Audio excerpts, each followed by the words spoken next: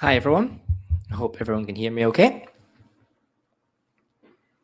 Just let everyone come on board for a couple of minutes before we get jumped in.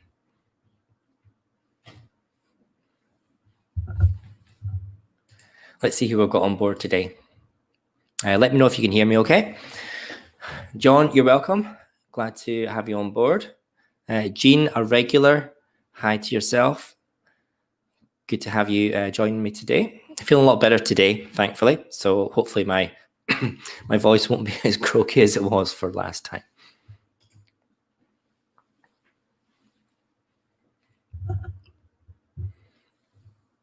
And so this topic today is going to be on WordPress emails. So it's not a frequent topic, but certainly something that comes up every now and again. I discussed at meetups and with clients as well. So we'll just wait for a few more people to join. Who do we have here? Susan. Hi, Susan. Good to have you back again this week. And Paul, another regular, loud and clear. Thanks, Paul, for letting me know. FEQ Business Training. Hi, Jane. Hope you guys are doing well. Anyone from Victoria? Anyone in the lockdown just now? Let me know. I feel sorry for all those Victorians. Hi, Damien. How you doing, mate?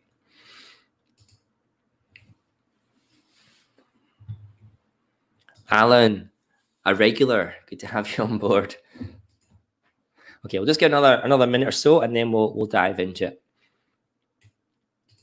Joey, nice to have you on board again. Joey, good to have you, and Damien as well. Hi, Damien.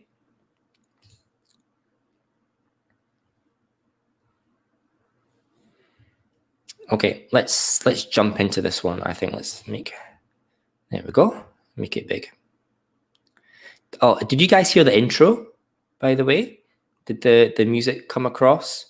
Let me know in the comments below. Just something we're just experimenting with just now, having little intros, just trying to do different things with the broadcast to make it a little bit more jazzy, a little bit more professional, if that's even possible.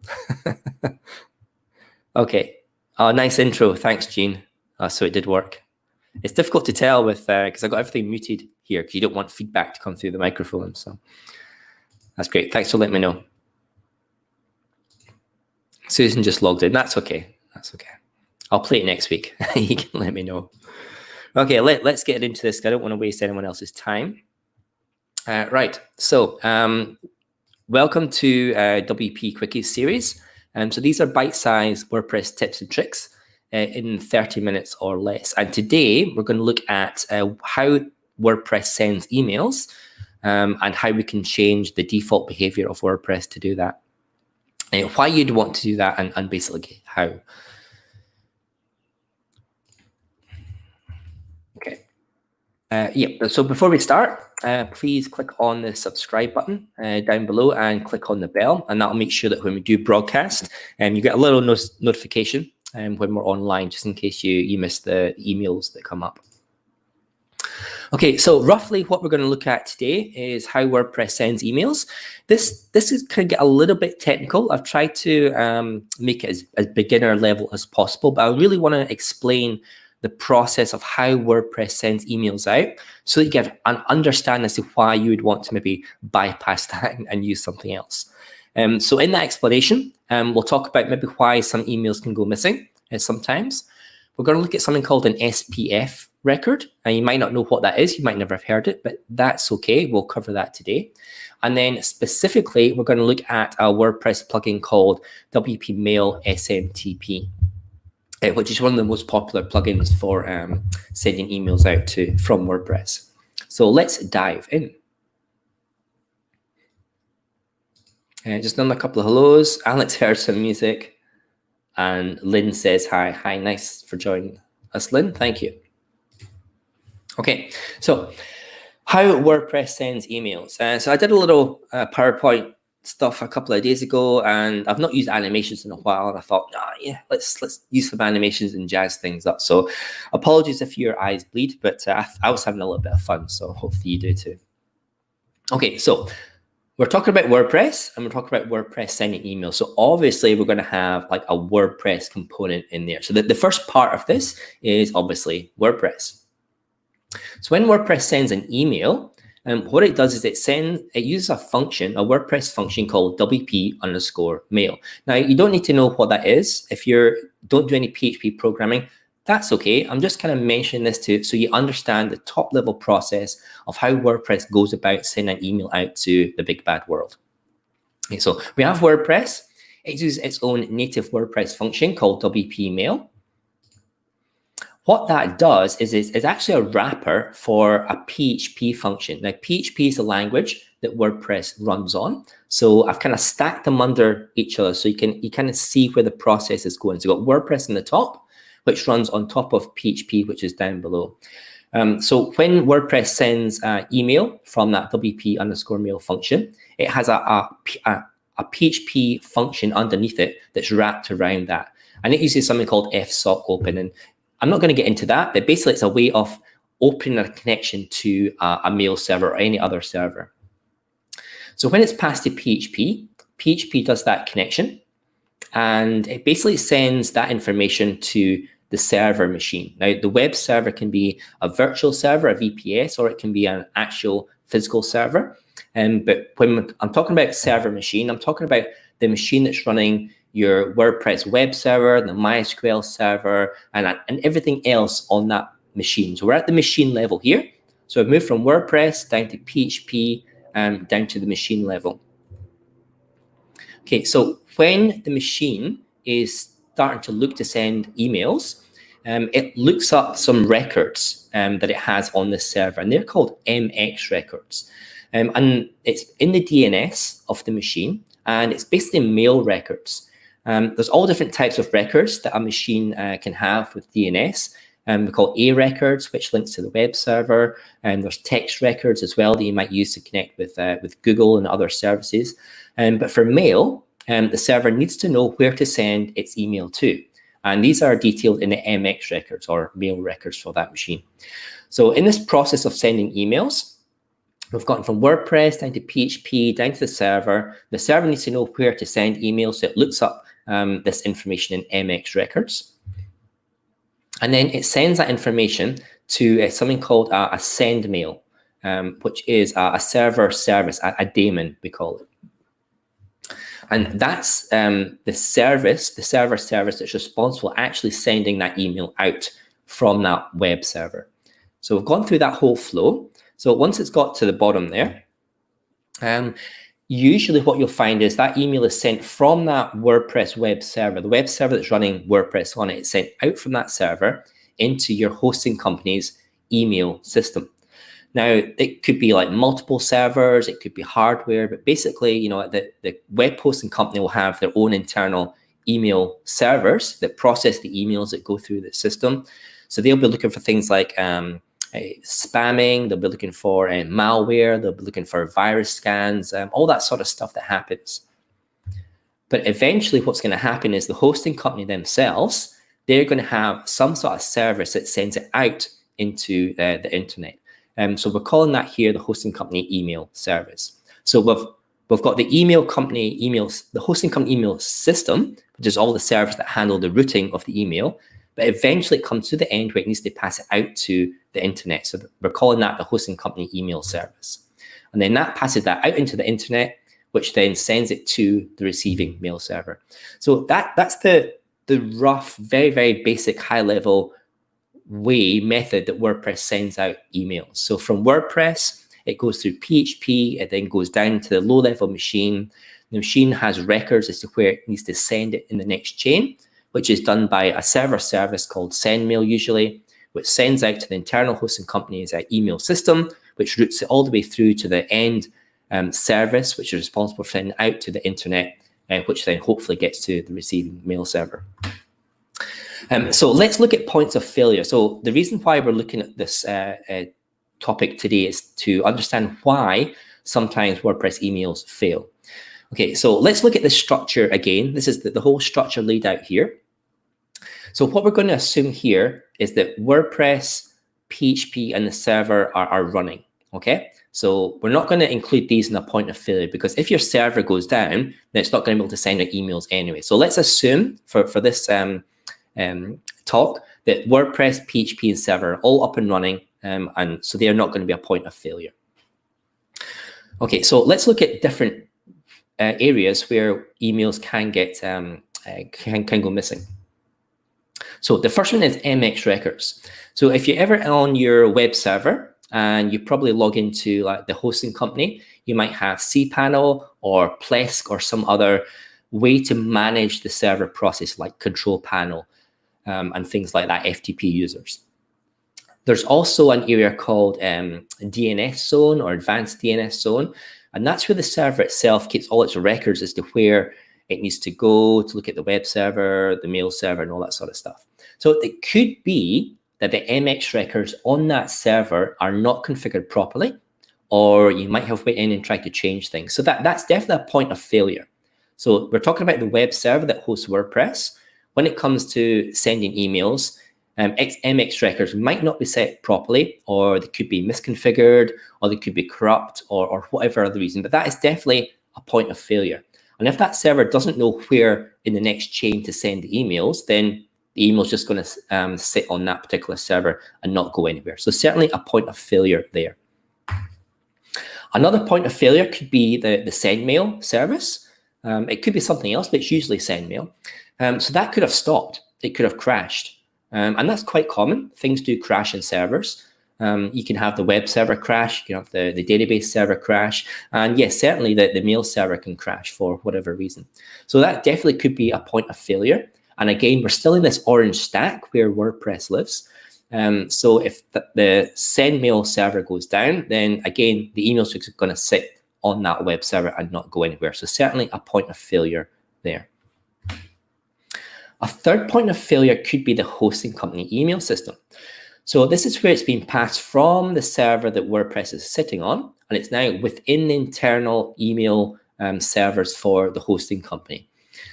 So what could happen here is the hosting company could have virus scanners, it could have malware scanners. So your email could go through to a particular machine and it could hit a false positive. So one of the scanners, the hardware within that hosting company, could look at your email and think, oh, well, you know, that attachment looks a bit dodgy, or the content from that looks a bit spammy. It might not be, but it could generate a false positive. And that could mean that it's redirected to an admin, or it could be redirected back to the WordPress machine for whatever reason. In effect, it's a point of failure and it could get lost. Okay, so that's definitely a point of failure there as well. Another point of failure as well is once it's left the hosting company, and it's went to the email service that the hosting company uses to then send out to the internet, the same things could happen. So it could be like an IP blacklist that could look at the machine and blacklist your email from sending. It could again be malware or virus scanning software that's looking at that particular email and it thinks it's a bit of a dodgy email. Or again, it could be a false positive, but definitely again, a point of failure. So these are 1, 2, 3, 4 points of failure. The email could just sit there and not be sent out to the internet. But let's just say it goes through all the system and it does get sent out to the internet. The last point of failure could be actually the receiving email server. And the point of failure here could be something called an SPF record. And that's what I want to go into next. I'm not going to dwell too much on this because I want to get back into the alternative methods of sending emails. But I think it's really important to understand why these emails could fail. So we're assuming here the emails went out of the hosting company. So it's left WordPress, it's left the hosting company, it's out on the internet, and it's actually being received by the recipient's email server. So let's have a look at this SPF. SPF stands for Sender Policy Framework. And it's basically a way of the receiving server to query that email that comes in to make sure it's coming from a trusted source. So in this graphic here, excuse me if I take a swig of tea. in this graphic here, we've got somebody, and it could be your own WordPress server, but just say it's somebody else just now, called Bob, and they're at mybank.co.uk, and there's their IP address, 116.21.116.6. So they send out an email. It goes to the email server on number 2, which then that's the recipient server. So it's went through the whole company, and this is the recipient server on number 2. What it does is it says, well, I've got this email from Bob, and here's his IP address, and he claims to be from mybank.co.uk. It asks the DNS server, give me your SPF record, and I want to know which IP addresses are allowed to send on behalf of mybank.co.uk. And that DNS sends that information back, and it's saying, look, I only trust, or you should only trust IP addresses 1.2.3.4 and 2.3.4.5. Those are the only IP addresses that are allowed to send emails from @mybank.co.uk. Everything else fails. So in this particular instance, because Bob is on 116.21.116.6, the IP address, that's a fail because it doesn't match those 2 IP addresses that are allowed to send emails on behalf of that domain. So in this instance, it's going to be a fail, and it's going to go into junk mail or somewhere else. And this is what could happen within your WordPress environment. So the WordPress server that it's sitting on is going to have an IP address. And if for whatever reason that IP address is not included as an SPF record, it could, when it gets to the recipient, and this is the last point in the chain, fail. Okay, so it could go into your junk folder, and therefore the recipient doesn't find it. And that's all to do with this SPF framework. So here's a couple of examples of what you would do to combat that. So this is like the manual approach. You would go into your DNS on the WordPress server, the web server, so into cPanel, into Plesk, and you go into the DNS settings and add what you call a zone record. And you're basically it's a text record. So you can see on these 2 examples here, the text value is a very specific command. So it's v equals SPF1 space include colon, and then you put the IP4 address of your WordPress web server, and then a little squiggly tilde, and then all. You can, of course, use DNS. So the one on the left is for IP, and the one on the right is for the DNS. They basically do the same thing, and you can include as many IP addresses in there as you want, just separated by space. And all you're basically saying is, within that DNS record, you're saying that these IP address, these servers are allowed to send email on my domain on behalf of this email address domain, top level domain. Okay. So hopefully that you kind of understand how all the different points of failure can happen, and especially when it gets to that end point, the recipient's person. Because I get clients that come back to say, oh, I've got this email that goes into junk, or the person hasn't received this email. So the first point of call I usually do is to go into the DNS, like their main DNS, have a look, see if they've got an SPF record, and then go into their WordPress server, the cPanel, and again, have a look at the domain name, the zones within that server, just to make sure that it's specifying that the IP address of that machine is allowed to send emails on behalf of that domain name. So hopefully that's given you a little bit of overview as to how emails are sent through WordPress, through PHP, through companies' systems, through an external system, and again, the final check with the recipient's email address and this SPF record. It is a bit technical, and developers can probably help you. And certainly the hosting company will be able to set up SPF records for you as well if you're finding issues with emails. Okay, so there is an alternative way of doing that, and you can use a plugin. The most popular plugin is WP Mail SMTP, and I do have a link here. I'll just copy that and put it into the comments down below. There we go. So this plugin, the graphic here, the plugin effectively bypasses all that orange stack down the left-hand side and the hosting company and hosting company's email service. And it just works on the WordPress level. So when you install this plugin, it's going to override the WordPress mail function and use its own functions. And it basically sends directly out to whatever service you want to configure with the plugin. So you're bypassing the at least 4 points of failure. You're bypassing the MX records, the send mail service, the hosting company system, and whatever end service they use to send out to the email system. Now, it might not bypass the SPF. You might still get an issue.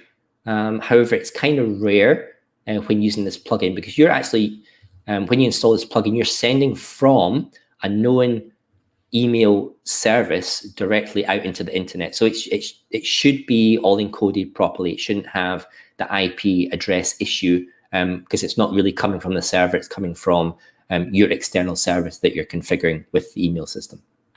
So let's have a quick look.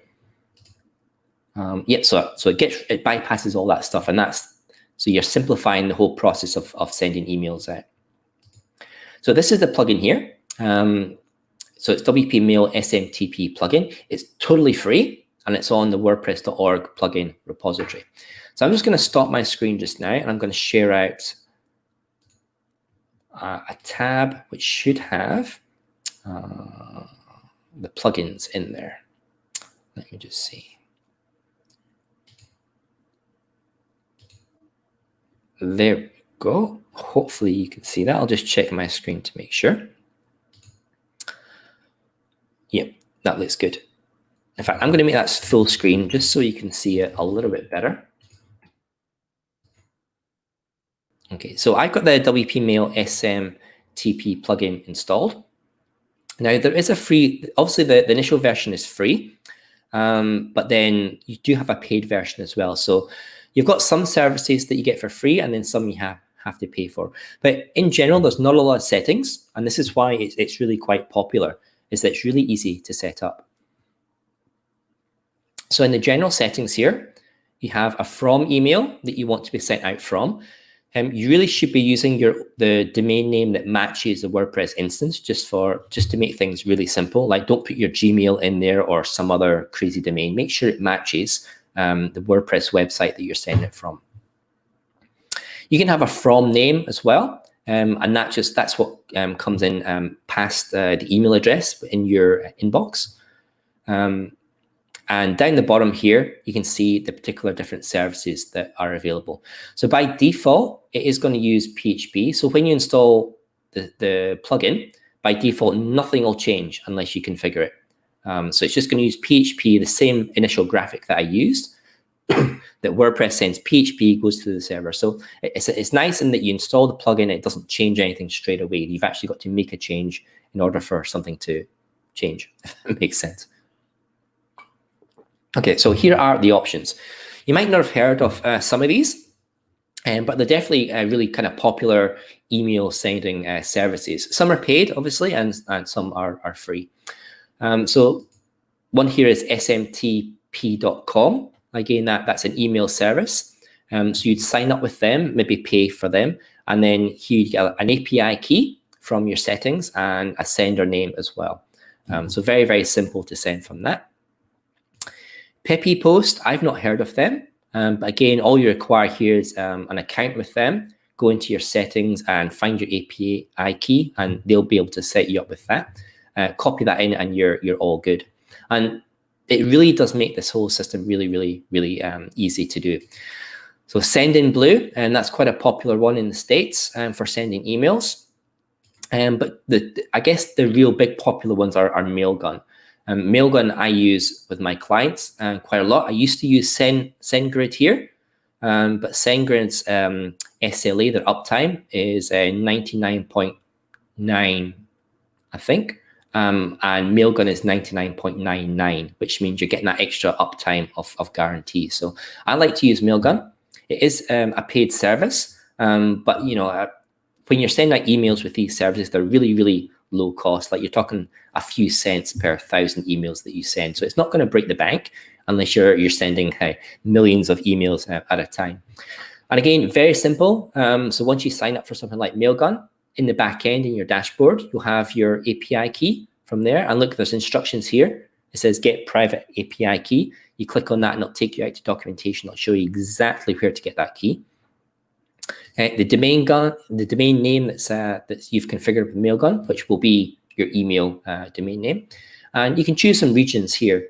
as well, which that's really more for GDPR, for the European protection laws that you want. So it doesn't really matter for us from an Australia's point of view where you want to send emails out too much. So definitely Mailgun is a free one. SendGrid as well is quite popular, but you can use AWS, so Amazon. It is a pro feature, so you need to upgrade this plugin to get access to that.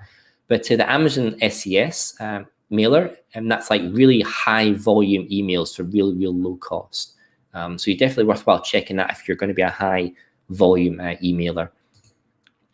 Gmail, which is probably the one that most of my clients will use, the freelancer clients. So more than often or not, people will have like a Gmail account set up. It could be a free Gmail, or they could be using a G Suite as well. And it works with both because they're basically the same system.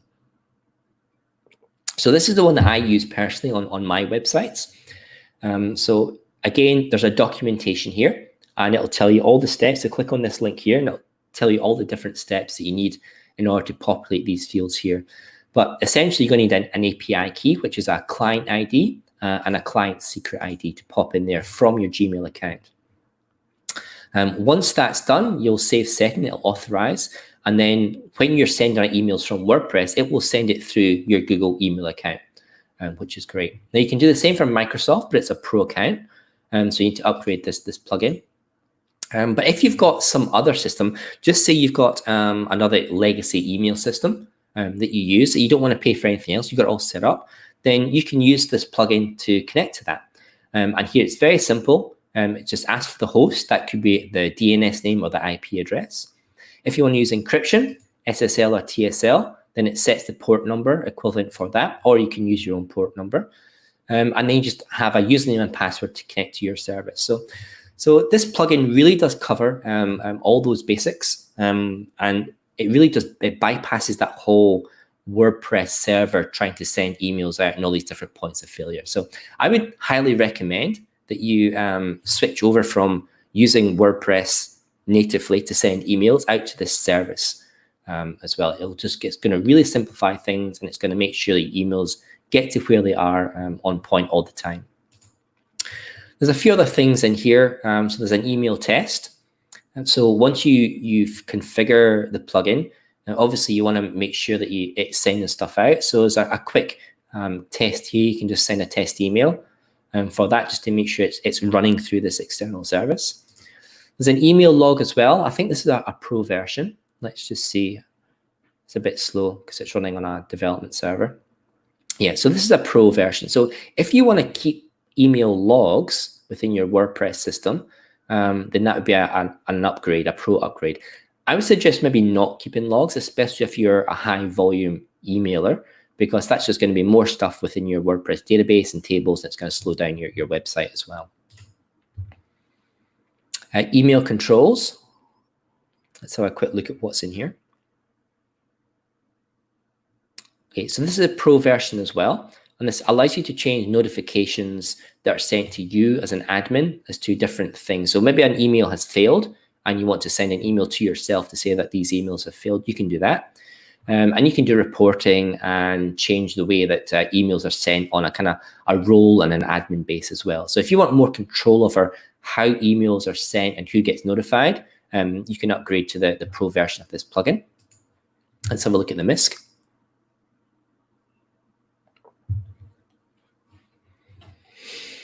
Okay, so some systems, excuse me, some systems like, and it's telling you here, BuddyPress and Events Manager, they have their own email system. So they actually bypass WordPress's WP mail function. They have their own way to send emails out.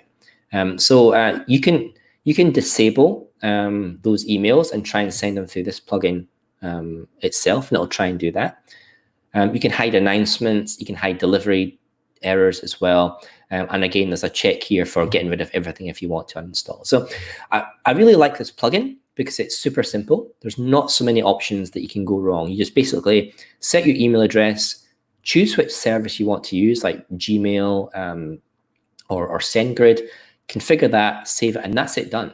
Send a test email, and that's you basically done, and it works. And I've had no problems, no dramas with my clients setting up these.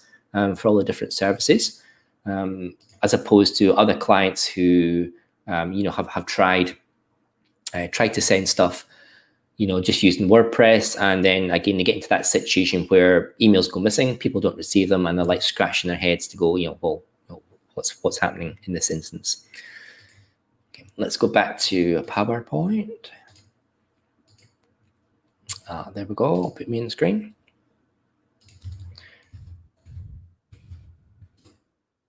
Yeah, so we did the demo there. Well, let's go back one. Let's go through a couple of questions before we hang up today. So let's see what are we missing. Sarsa, hi Mike, good to have you. We have a question here. So, set up SPF record for webmail, for instance, but need to set up separate SPF records for MailChimp for WordPress if send emails from WordPress. Correct. Okay, so, and this is about where, I think, if I get this right, this is about where you set up your SPF records for. So SPF records, they're going to be set up on the servers that your email is going through for your DNS. So there's usually two areas that you want to set up the SPF records. One is where you have the company you've registered your actual DNS records for your domain and for your email. So you want to go in there, and it might be separate from your WordPress hosting, and usually it is. Usually some people register their domains with a different company. So you want to go in there and definitely add an SPF record for your WordPress server. Get that IP address in there to basically say, yeah, this IP address is allowed to send emails through for that. The second one that I would recommend is actually going into the WordPress machine itself, the control panel, the Plesk, going into the advanced DNS zone editor within there and adding an SPF record into that as well. And that just means that you've got both points there. So you've got when other email systems within the company's hosting system are looking at the emails coming through from WordPress, then yes, it's going to look and say, I trust that, and it'll pass it through. And when the email gets to the recipient's email address, it will then do a DNS lookup to your actual DNS, where it is in the DNS company. And again, you've got the record there for the SPF. So, so yeah, two places I would recommend setting up the SPF record: on your actual DNS and on the WordPress server that's sending out the emails. And hopefully that clarifies that one, Jane. Thanks for that question. That's good. Will, where can we find zone configuration? Right, okay, so that is in control panel. Let me just see if I can bring up a tab here. Control panel and DNS zones. Let's see if I can get a picture about where that particular thing is. Oh, there's one in Plesk. Let's see if we can find a control panel. Okay, right, let's, I'll see if I can share this. Stop that screen and share another one. Chrome tab. There we go. So I've just done a quick share of my screen. Susan, I'm just looking at my laptop to make sure it's coming up with that. Let's put it on full screen, I think. Full screen. So here's a little picture here. And so when you're in cPanel, you want to go down, there's a quick access, and in there'll be DNS settings. There'll also be a little box that probably says DNS settings or zone settings or IP settings. And within that, then you'll find there's what's called a zone editor. And that will allow you to change the settings in there. So hopefully that answers your question there. Let's see, there's one in Plesk as well. In Plesk, there's websites and domains. So there should be a tab called websites and domains. And in there, there'll be a DNS record and you'll be able to see all the records down there. So in Control Panel, in Plesk, if you can't find it, then there will be a search feature in cPanel and Plesk, and just type in DNS or type in zone, and you'll be able to find it there. Good question. Okay, Jean's asking about DMARC records. I don't really want to go into DMARC just now. That's a little bit more too high level. I think if it doesn't work with zones, with SPF, then I think you've got a bigger problem in the whole trust issue with sending the emails through the system. So maybe we can chat about that offline. But yeah, so definitely if your emails are not arriving and you've got SPF already working, then yeah, you've got a bigger trust problem within like the DNS issue there, Jean. Alan, a couple of quick questions. Honorary Secretary for Society, sounds good. We have 200 members, most of Australia. First question below. Okay, all right. So he sends a monthly bulletin. With our website, I send more than 20. Every one after it gets bounced. I think that's because it's spamming. Also has Hotmail account and allows 100 before blocking. Yeah, so this is quite a common problem. And it's when you have like a newsletter within WordPress and you're sending out all these emails. Basically, what I would say, I know we're talking about using this WP Mail SMTP plugin to send out emails, but I'll kind of wind it back a little bit. I always advise my clients not to send out emails using WordPress. I know this is what the whole talk's been about, but in general, I would say if you're going to be sending newsletters and bulletins, I would move that off to an actual email system like MailChimp or ActiveCampaign or Campaign Monitor, and get them to do all that stuff, because they look after this kind of blocking and blacklisting and spamming. So for example, if you're sending out 200 emails using one of these types of services like MailChimp or ActiveCampaign, they're not going to blast out 200 emails or 2,000 emails. They do it in a batch system. So they'll maybe do like 10 or 50 at a time, and then they'll switch server and move another 10. So they've got this whole thing covered. And also their IP addresses will be registered with the major email recipients like Gmail and Outlook to know that it's coming from a trusted IP. But when you start blasting emails out from WordPress, then yeah, you do run a really high risk of being marked as spammy or junk or just getting completely banned at all. So yeah, I would suggest that you try and move that stuff off the WordPress web server into a proper email campaign system. And you can still use WordPress as like the base. So you can use things like Zapier and along with Gravity Forms or Ninja Forms to collect that information and then put them on the appropriate list within your email system. So hopefully, Alan, that answers your question, that first question there. Will the plugin allow me to send my 200 emails in one go? So again, that kind of goes, I'll stick with my first answer. If you're sending any more than like a dozen emails from WordPress, and I would think about moving that off to an external system that really just does send emails on its own. Joey, for mailer option, choose Gmail rather than default PHP, increases deliverability. Yes, yep. So when you're choosing these external systems like Gmail, like SendGrid, like Mailgun, their whole system, I mean, their whole business is sending emails. So they've got things in place to mitigate the receiving services to mark them as spam or junk. Usually they've got like agreements with their IP address between these big companies. They just trust them. But they do other things like load balancing. That's what I was trying to describe before, whereas they'll send emails in batches from different servers to make sure that they're not tripping any incoming flags with all these incoming services. So yes, I would say in general, if you're sending emails out from WordPress using PHP, you're more likely to get on a spam or junk list than if you're using like a professional service. So definitely have a look at things like Gmail, G Suite, SendGrid, and Mailgun They're really cheap. They're not going to cost an awful lot.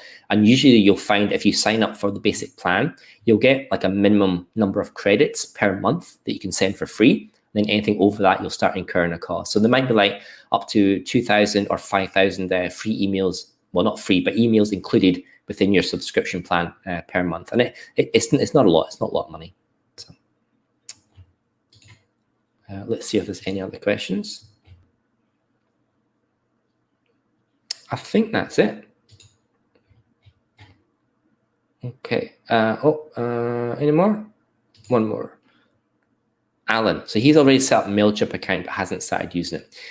Yep, definitely. Maybe I can do a quickie on connecting to email systems. If anyone's interested in doing something like that in the future, I can do one of those. Maybe go through maybe the top 3 and how to connect to them and collect your email addresses. If anyone's interested in that, yeah, please let me know. I think that's it, really. So next week we are covering multi-site. So very, very high level overview of what multi-site is, what it's used for, some use cases you might want to use it for, and some use cases where you probably don't want to use it for. So if you're thinking about using multi-site, if you don't know what it is, join me next week, and I'll try and go through the very basics of that. And again, please fill out a form. Let me know if you want to do any other quickies. Give me some topic suggestions and let me know. So there's a QR code there. The link's in the YouTube description down below. So you can click on the link there. And yeah, send me some comments. Let me know if these are useful and send me some topic ideas. That would be great. That's me. Please connect with me on LinkedIn if you haven't done so already. And say hi in the comments. Leave a little note as well to let me know where you're coming from. Yep, and that's it. Thank you guys for joining in. Jean, Susan, Alan, John, everyone else. Thank you so much for joining, and I'll let you guys get back to your lunch because I went a little bit over this week with emails, and I shall see you next week. Thanks, guys. Bye.